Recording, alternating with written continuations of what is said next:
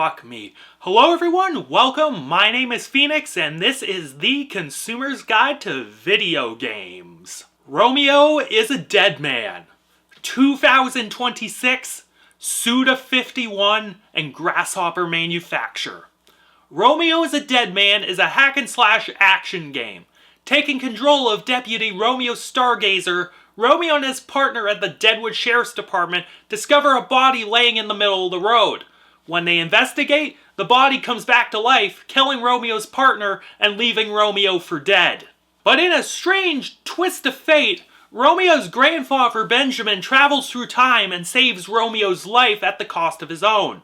Romeo soon finds himself meeting Benjamin's co-workers, the FBI's space-time police. Being recruited to take out multiple criminals that have hidden throughout space and time, and realizing that his girlfriend Juliet is missing, Romeo must take out these criminals and find Juliet before it is too late. Look, you know I am always going to be hyped and ready for my boy, Suda. Anyways, but man, the more I played this game, the less hype I got. Really gotta be honest here, I was not super impressed with Romeo as a Deadman. The big reason I was not super high on this game is that so many of the gameplay ideas just feel half-baked. Every element of the game just feels like a lesser version of something like No More Heroes. The combat in this game is so rudimentary and quite frankly sluggish. Attacking with your sword, shooting things, and dodging attacks lack any semblance of logical reason for being. Fighting enemies doesn't require any real thought. You just mash buttons and maybe shoot a target on their body until they're dead. Add to that, because it is so slow to respond, you will be trapped in certain animation cycles that will just fuck you in combat, as enemies will get free hits and for no real reason. This is especially so during boss fights, where not only do the mechanics have no real true logic, but the bosses will unleash these seemingly undodgeable attacks that will just massacre you. Trust me, getting caught during a reload cycle while an enemy rips you apart with their attacks makes me just wanna fucking rip my hair out. The level design is probably another issue I have with this game. Namely, I found that these levels just went on for way too fucking long. Like, the level design, in theory, is kinda cool. During levels, you encounter these TVs that transport you to another dimension. There, you gotta do a puzzle or two and find an object in order to get out of the world and progress. But all of these levels had you going through this loop a million fucking times in order to get to a boss fight.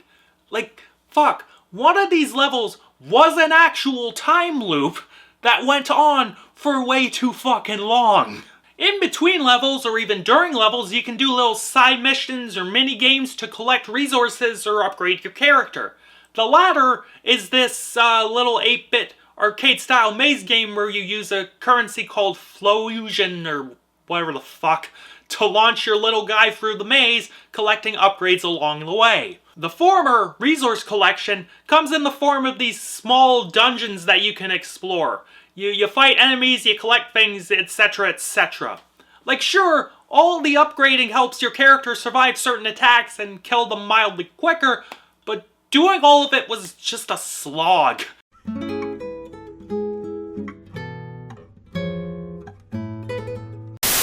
Unlike, as I mentioned, No More Heroes, where all these mini-games that help you upgrade your things were inventive and fun and imaginative. At least this game has Suda's personality all over it in terms of visuals. Suda managed to translate his distinct aesthetic into Unreal Engine 5 so cleanly. It isn't exactly the most robust or dynamic in terms of textures and whatnot, but it looks like a realistic take on a Suda game. But Suda games were never known for being realistic. They're known for being visual fucking chaos. Suda uses so many disparate styles in this game's cutscenes. Fucking stop motion, anime, comic book panels, it is insane. Of course, the world Suda conjures up for this game is wild in terms of character designs. Romeo himself has quite a cool helmet going on there, and his cartoon grandfather on the back of his jacket is a funny little thing. His team with the FBI is also quite a ragtag bunch. His sister straight up looks like Ash Ketchum. There's a talking cat. One of the guys from the silver case with his bald ass head is there. There's a living portrait of a Roman statue. Like, it's just wild. The enemies are maybe not as imaginative, as they're all just variations on zombies and skeletons, and all the bosses are just disparate piles of meat, but I suppose I do appreciate a crazy eldritch beast, so cool. Musically, this game is about as Suda51 a soundtrack as you can get. Composed by a team that included Cody Carpenter, son of the legendary John Carpenter, Romeo is a Deadman boasts an incredibly eclectic arrangement of instruments along with genre-bending compositions. Orchestral arrangements combined with synths, boss themes that go from ethereal synth music to rock and metal. There's lots of hip-hop. It's everything I want out of a soundtrack for a Suda game. I am a sucker for final boss themes that are really chill, and this game has one of those that is really, really nice. But for some reason, every bit of audio in this game is just really, really quiet.